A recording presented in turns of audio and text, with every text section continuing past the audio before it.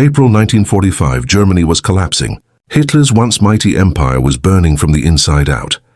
Allied tanks thundered across the countryside, pushing toward Berlin.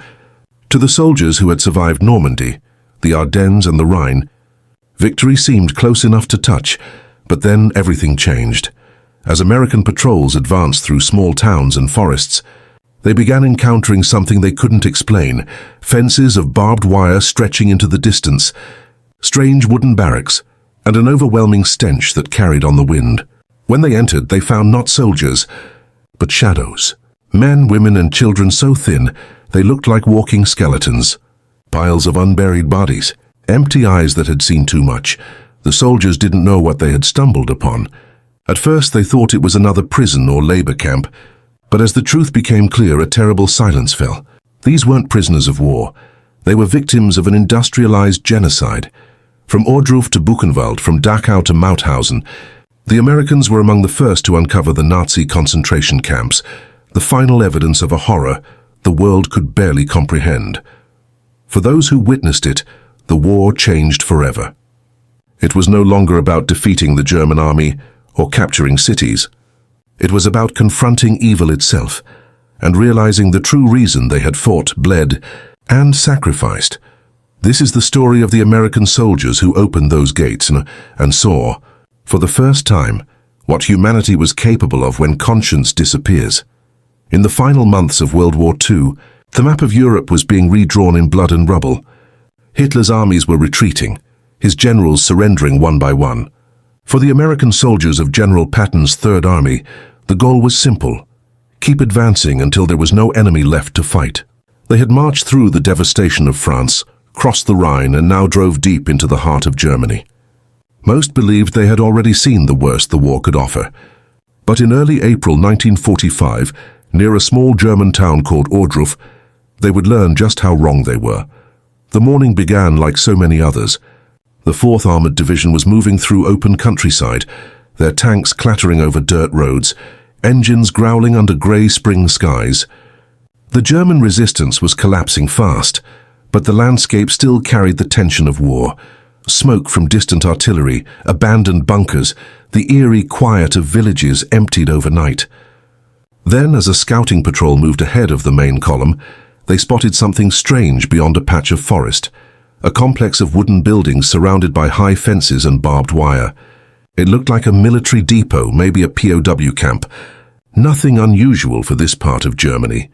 When the first American soldiers entered, they were met with silence. No gunfire, no guards, just a smell, thick, heavy, unlike anything they had encountered before. One soldier later described it as the smell of death that never leaves you. As they advanced cautiously, weapons raised, they saw shapes moving between the huts. At first they thought they were civilians. Then they realized these were human beings reduced to little more than bones and skin. Their striped uniforms hung loose on skeletal frames. Some reached out their hands, mouths trembling, trying to speak. Others simply stared, too weak to move. The Americans were trained to fight, not to comprehend horror. Many froze where they stood. A few vomited. One officer took off his helmet and whispered, "My God." They began to explore the camp, rows of barracks, piles of unburied corpses, a ditch filled with bodies, some still twitching. The soldiers, hardened by battle, were overwhelmed by the scale of what they saw. They had fought through Normandy, survived the Ardennes, but nothing had prepared them for this. Word spread quickly through the ranks, and within hours the camp was secured. The soldiers freed those who could still walk and radioed for medical support. When General Walton Walker and other officers arrived, they too were shaken. Soon after, General Eisenhower, General Bradley, and General Patton came to see it with their own eyes. Even Patton, a man known for his toughness and temper, broke down at the sight. He turned away and wept behind a wall. Eisenhower, grim-faced, walked slowly through the camp, looking at everything in silence. He ordered photographers, journalists, and even nearby German civilians to be brought in to witness what had been uncovered. He knew that someday people would doubt the scale of this atrocity. "Get it all on record," he said. "Get the films, the witnesses, because somewhere down the road, some bastard will say this never happened." The camp at Ohrdruf was a sub-camp of Buchenwald, the first concentration camp liberated by the Western Allies. It was meant to be secret, hidden from the world. But now the gates were open and the truth was spilling out. Soldiers discovered hastily abandoned execution sites. They found torture chambers, burned documents, half-eaten rations left behind by fleeing SS guards. They also found hundreds of survivors, starved, delirious, terrified of their liberators, not yet able to believe they were free. One American medic recalled wrapping his arms around a man who weighed barely 70 pounds. The survivor kept whispering a single word, Danke. Danke. Another GI wrote in his journal, "I've seen men blown apart, I've seen tanks burn, but I never saw evil until today." That day, something shifted inside the American troops. The war they thought they were fighting, for freedom, for victory, took on a new meaning. This was no longer just a struggle against an enemy nation. It was a struggle against inhumanity itself. The soldiers would leave Ohrdruf forever changed, carrying with them images too terrible to forget. Some never spoke of it again. Others would dedicate their lives to ensuring the world remembered what they had seen. And though the fighting still raged farther east, for those who walked through the gates of that camp, the war had already revealed its darkest truth. As American forces pushed further into Germany after discovering Ohrdruf, a grim realization began to spread through the ranks. What they had found was not an isolated case. Reports started to come in from other divisions moving north and south. Strange compounds surrounded by barbed wire, guarded watchtowers, and inside, thousands of prisoners barely clinging to life. The names of these places would soon become etched into the collective memory of the world: Buchenwald, Dachau, Flossenbürg, and Mauthausen. Each one carried the same unbearable truth. When soldiers of the 80th Infantry Division reached the gates of Buchenwald, the first thing they noticed was the smell. It hung in the air like poison, a mixture of burning flesh, rotting bodies, and filth. The gates stood open. Many of the SS guards had fled just hours before the Americans arrived. Inside they found nearly 21,000 survivors, most of them so weak they could barely raise their heads. Every face told the same story: starvation, terror, and years of unimaginable suffering. The soldiers moved through the camp in silence, trying to comprehend what they were seeing. One sergeant whispered, "This isn't war. This is hell." At Dachau, one of the most infamous camps, the 45th and 42nd Infantry Divisions encountered scenes so horrific that many men would never speak of them again. A train had arrived at the camp just days before liberation, carrying thousands of prisoners evacuated from other camps. When the Americans opened the boxcars, they found nothing but death. Car after car stacked with bodies, men, women, and children who had died of starvation or suffocation on the journey. The soldiers stood frozen, unable to move or speak. One man removed his helmet, looked at the sky, and muttered a prayer. When they entered the camp itself, they were met by survivors, skeletal figures dressed in striped uniforms, too weak to cheer. Some reached out to touch the soldiers, as if to make sure they were real. The Americans, who had come expecting to capture an enemy stronghold, suddenly found themselves in the middle of a humanitarian catastrophe. They gave away their rations, their water, even their coats. A few men broke down completely, collapsing to their knees. Others walked away in stunned silence, unable to look anymore. What struck many soldiers most was the systematic precision of it all. The camps weren't chaotic. They were organized, efficient, designed for mass death. Barracks neatly numbered. Piles of shoes and clothing stacked like inventory. The furnaces still warm. Everything built with purpose. It was not the madness of war. It was bureaucracy turned into murder. That realization made it harder to bear. These atrocities had been planned, not in moments of rage, but in cold calculation. At Flossenbürg, American troops found the gallows still standing, ropes swinging in the breeze. At Mauthausen, they discovered a quarry where prisoners had been forced to carry massive stones up the stairs of death. Those who fell were beaten or thrown from the cliffs. One soldier later wrote in a letter home, "I thought I knew what we were fighting for. Now I finally understand it wasn't just to win. It was to stop this." As word spread among Allied troops, a new sense of urgency filled the air. Commanders began organizing medical teams and supply units to bring food and medicine to the survivors. But many were beyond saving. Their bodies, broken by years of starvation and disease, could not handle food or water. Doctors worked tirelessly, but for some, liberation came too late. The soldiers carried them to makeshift hospitals, sat beside them as they died, and listened to their final words, sometimes in German, Yiddish, or languages they couldn't understand. Still, they stayed. Many of the men who entered those camps never truly left them. The images seared into their minds became permanent scars. They began taking photographs and writing letters, desperate to make sure the world would know. "If anyone ever tells you this didn't happen," one soldier wrote, "show them these pictures." In the days that followed, hundreds of soldiers began to realize that the war had not been only about liberation or territory. It had been a battle for humanity itself. Every ruined city, every fallen comrade, every inch of blood-soaked ground, they all led to this. The moment when they understood that victory was not just about defeating the enemy, but about uncovering the truth that evil had tried to bury. And from that moment forward, their fight was no longer for orders or medals. It was for the memory of the millions who had perished behind the barbed wire. In the days following liberation, American soldiers faced a new and overwhelming challenge: what to do with the survivors. The initial shock of discovery gave way to a desperate scramble to save lives. Many of the liberated prisoners were too weak to stand, too malnourished to eat, and too traumatized to speak.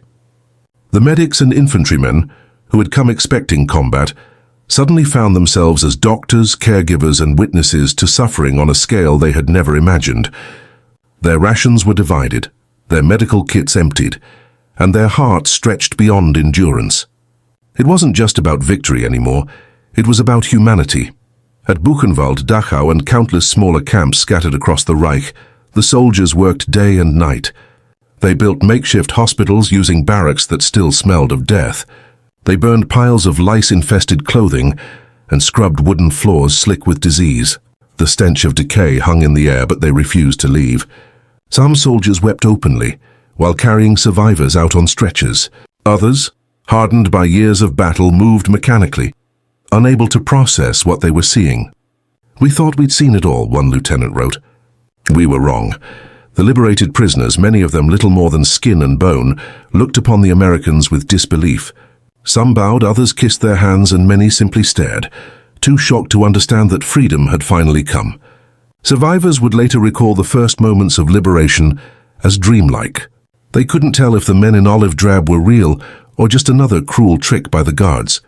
But when the soldiers began handing out chocolates, cigarettes, and pieces of bread, reality broke through the nightmare. For the first time in years, they tasted kindness. However, kindness alone could not undo the devastation. Many prisoners died in the first hours after liberation. Their bodies, deprived of nourishment for so long, could not handle even small amounts of food. Soldiers didn't know this. They simply wanted to help. "We gave them our rations," one medic said, "but they died with food still in their mouths." It was a tragedy that broke the soldiers all over again. The realization that even after ending the horror, they could not save everyone, weighed on them heavily. In Dachau, American medical teams worked with whatever they had: morphine, clean water, and blankets. German doctors who had once served the SS were ordered to treat the prisoners under armed supervision. Trucks arrived daily with supplies, but it was never enough. Every hour brought new deaths. Still, there were moments of light amid the darkness. One American nurse wrote in her diary, "A man smiled today. He was missing half his teeth, his eyes hollow, but he smiled. I think that means hope."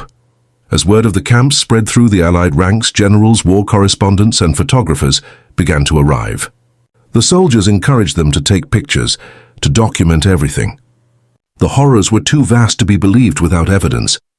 Cameras clicked endlessly, piles of bodies, survivors clinging to fences, soldiers carrying children to safety.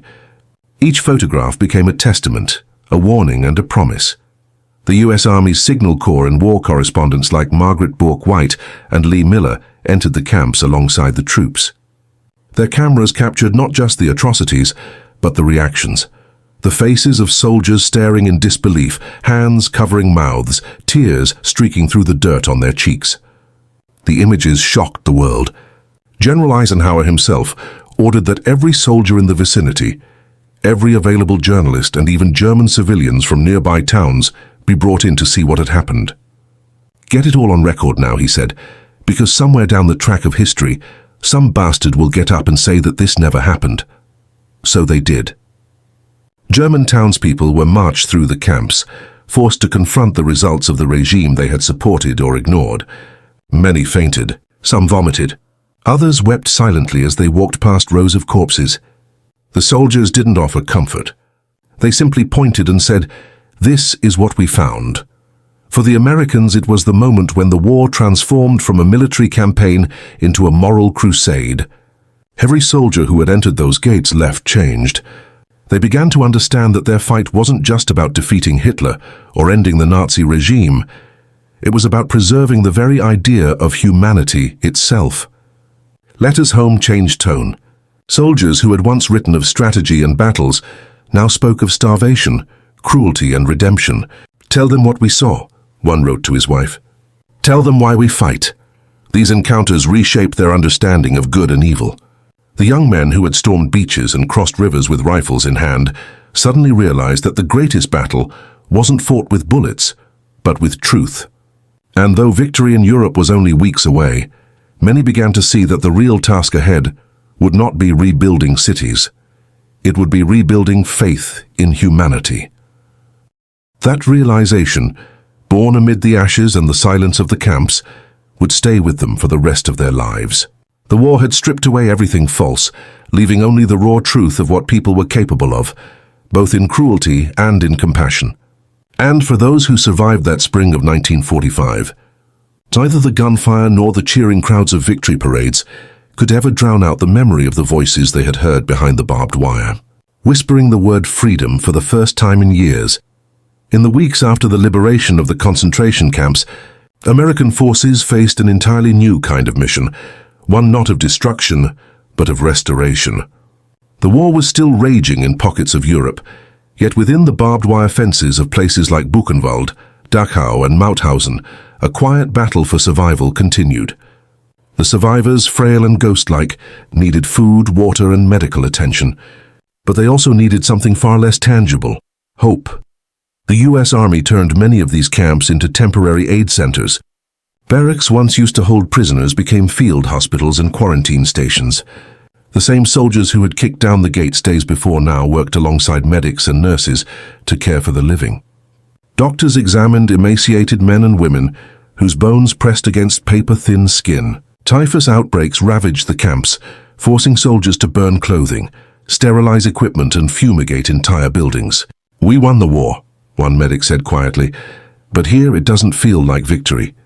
At Dachau, piles of bodies were still being cleared as American medical teams arrived. Bulldozers dug mass graves, while chaplains read prayers over the dead. The stench was overwhelming, but no one complained.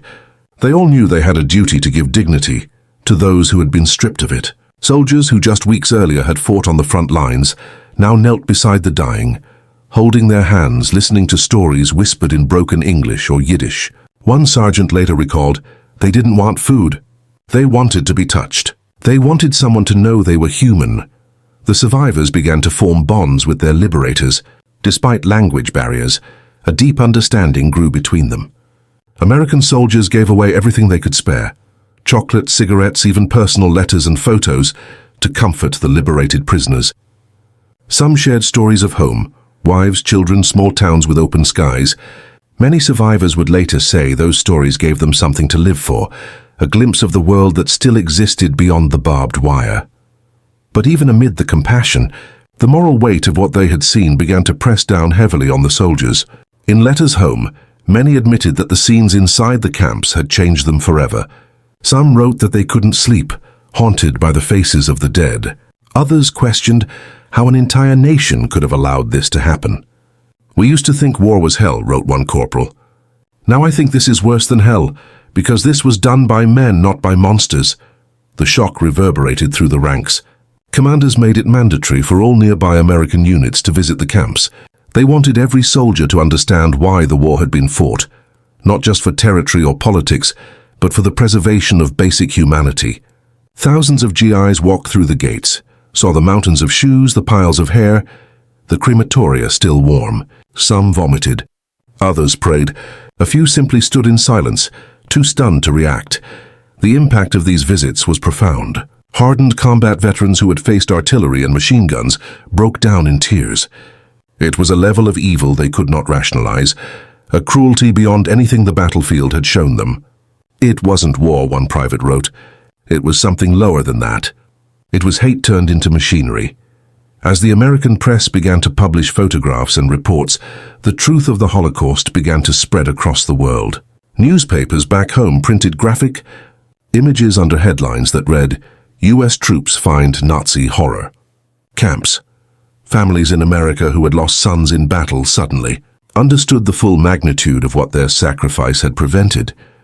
The war, once seen as a fight against tyranny, now became something deeper, a crusade against the annihilation of humanity itself. In time, the camps were cleaned, the survivors relocated, and the graves marked. Yet the memory lingered. Soldiers carried the smell of those places in their uniforms for weeks. They carried the images in their minds for decades. Many never spoke of it again. Others became witnesses, men who felt a moral obligation to ensure that the world never forgot what they had seen. When the war ended in Europe, parades filled the streets of America.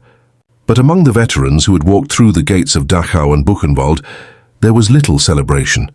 Their war had not ended with victory. It had ended with revelation. They now knew what they had truly been fighting for. Not just freedom, but decency. Not just survival, but the very soul of humanity. And for many of them, that realization would become the defining truth of their lives. As word of the liberated camps spread, the U.S. Army and Allied Command understood that the world needed to see what their soldiers had witnessed. The liberation of Nazi concentration camps was not just a military event. It was the unveiling of humanity's darkest secret. General Dwight D. Eisenhower, upon visiting Ohrdruf, one of the first camps liberated by American forces, was visibly shaken. He ordered every possible means of documentation, photographs, film reels, written reports, to be gathered immediately. "Get it all on record now," he said. "Get the films, the witnesses, because somewhere down the road, some bastard will get up and say this never happened." His words became a call to truth that would echo through history. Military photographers and journalists arrived in waves. They walked among the survivors and the dead with trembling hands and hollow faces. Cameramen recorded the piles of emaciated bodies, the gas chambers, the crematoria, and the haunted eyes of those who had survived. Soldiers stood beside them, acting as silent witnesses.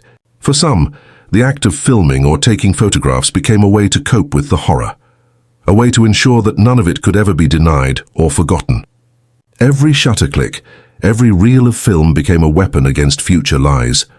War correspondents like Edward R. Murrow and Margaret Bourke-White captured these scenes for the world.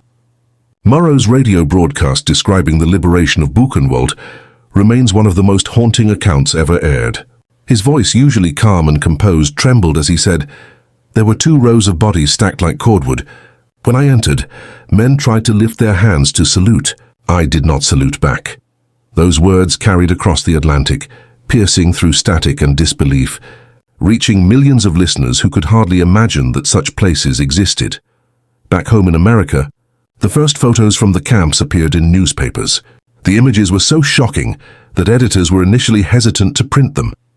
But the truth was too important to hide. The world needed to see what the Nazis had done. Families who had lost sons in Europe now realized what they had been fighting against. The war wasn't just about defeating Hitler. It was about saving civilization itself from moral extinction. For the first time, the global audience saw the face of evil, not as propaganda but as undeniable fact. German civilians living near the camps were also forced to confront that truth. Eisenhower ordered that they be brought in to see the atrocities firsthand. At Dachau and Buchenwald, townspeople were marched through the gates under guard. They walked past bodies, through barracks filled with the stench of death, past survivors whose eyes followed them silently. Some cried, others looked away. A few insisted they hadn't known, but the soldiers didn't believe them. "So you live a mile away," one American lieutenant said. "You smelled this every day." The forced tours became acts of moral reckoning. The war crimes could no longer be hidden behind walls and wire. Meanwhile, Allied command began gathering testimony from survivors. The words of those who had lived through the camps became sacred records, accounts of brutality, starvation, and resistance. Many spoke through interpreters, describing years of forced labor, random executions, and the terror of selection lines. Some survivors were too weak to speak at all.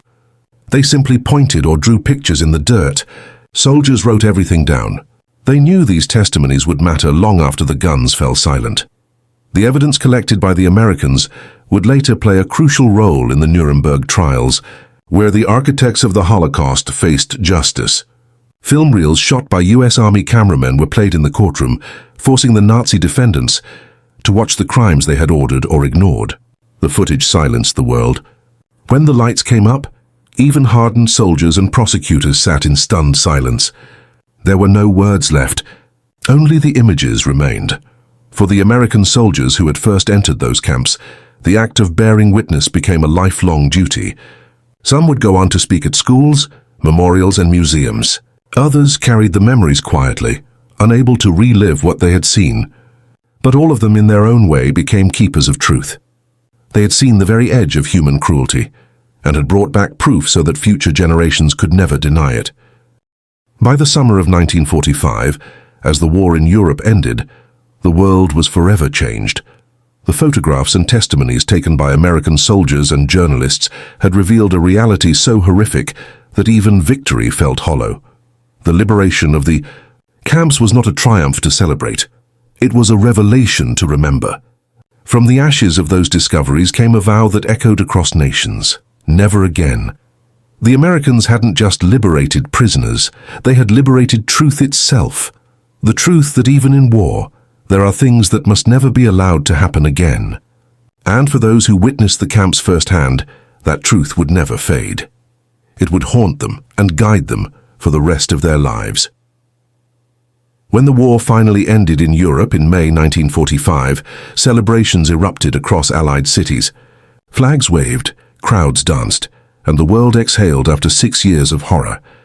Yet for many American soldiers who had walked through the gates of the Nazi concentration camps, there was no joy in victory.